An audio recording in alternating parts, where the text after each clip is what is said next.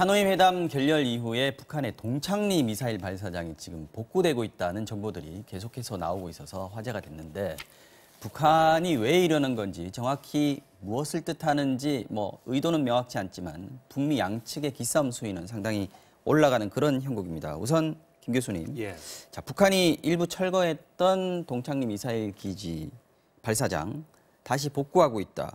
북한의 전문 사이트 북한 전문 사이트 38로스 같은 경우에는 정상 가동 상태로 돌아간 걸로 보인다라고까지 했습니다.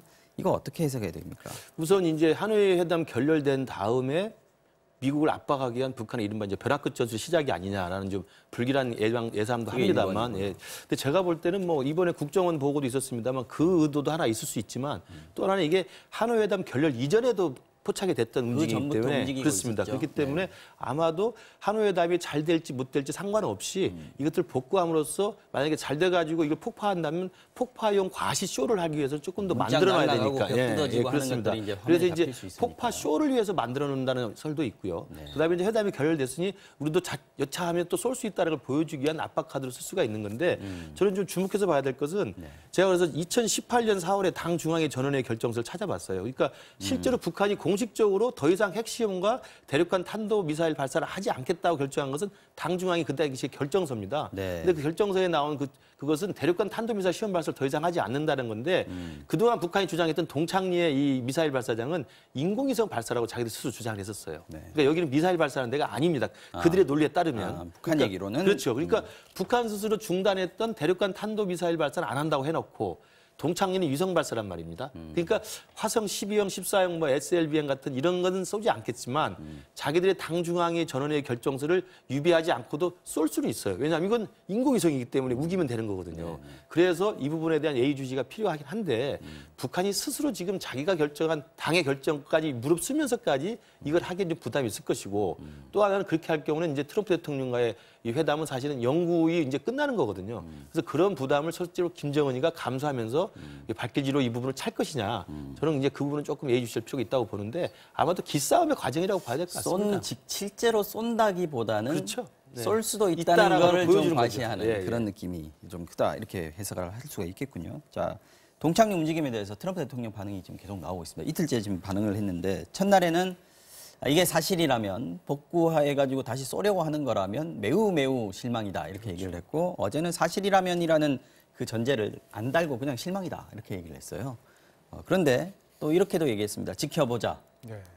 1년 안에 알려주겠다. 기자한테 이렇게 얘기를 해준 건데 트럼프 반응을 보면은 실망감을 표현한 건 확실한 것 같고 그러면서도 협상의 여지는 좀 계속 이어나가고 싶은 이런 마음들이 좀 있는 것 같습니다. 네, 그렇습니다. 근데 일단 좀 말씀 나왔는데 동창리는 그런 것 같아요. 그런데 이른바 그 평양의 산음동 연구단지 이거는 일각에서 보면은 이 북미 하노이 회담이 결렬된 이후부터 움직이기 시작했다는 얘기들이 있습니다. 그렇다면 좀 약간 상황은 다르죠. 그 트럼프 대통령의 이 워딩들을 보면은 매일매일 하는 워딩들을 보면은 역시 협상에 상당한 정말 이른바 기술자 같아요. 거래의 기술. 계속 이렇게 제가 근데 여기서 1년 안에 알려주겠다는 얘기는 솔직히 잘 모르겠습니다. 기자들한테 뭘 1년 안에 알려주겠다는 건지는 모르겠는데 상당히 높여가고 있고요. 오늘 같은 경우 어제 오늘 사이에 그 볼턴 보좌관이 한 워딩들을 보면은 이 상업위성 외에 우리들은 더 다른 걸 보고 있다. 이런 표현들을 했습니다. 그 얘기는 우리도 뭔가를 가지고 있기 때문에 계속 압박을 하겠다는 거죠. 그러면서도 계속 얘기를 하죠. 북한이 빅피처. 큰 그림을 그릴 용의가 있다면 나와라. 그럼 우리가 딜을 해주겠다. 이런 얘기를 하고 있으니까 말씀하신 대로 북한 입장에서도 이건 제가 볼 때는 폭파쇼보다는 일단 세게 지금 이제 서로를 압박하는 단계에 들어선 것 같습니다. 근데 이게 이른바 레드라인을 넘을 정도는 아니겠죠.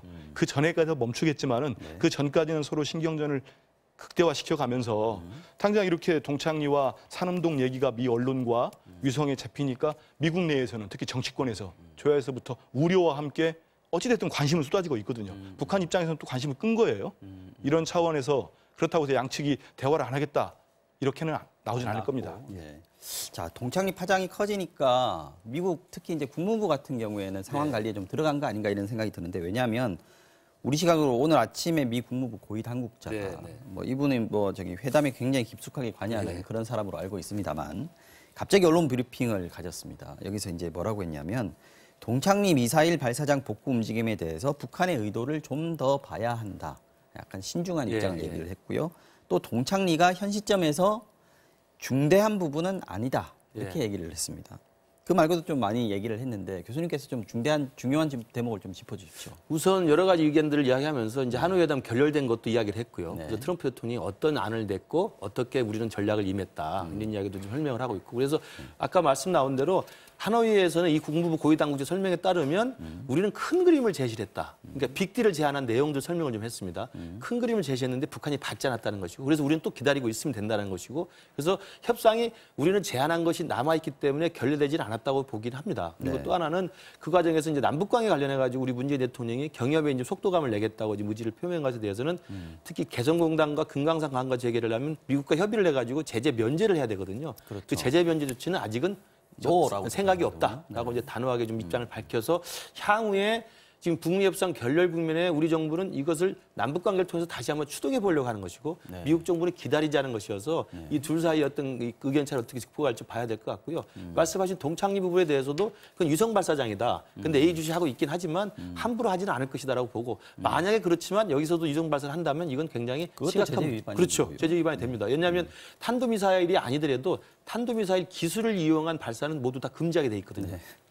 알겠습니다. 자, 정부는 강경화 외교장관과 폼페이오 미 국무장관과의 회담을 이달 중에 여는 방안을 추진 중이라고 밝혔는데요. 이번 그 이도훈 본부장 방미 때도 한미 간의 북미 대화를 조속히 재개하는 데 공감대가 있었다고 하니까 결과를 지켜보도록 하겠습니다. 지금까지 김근식 경남대 교수 그리고 한민수 전 국민일보 논설위원이었습니다. 두 분 고맙습니다. 감사합니다.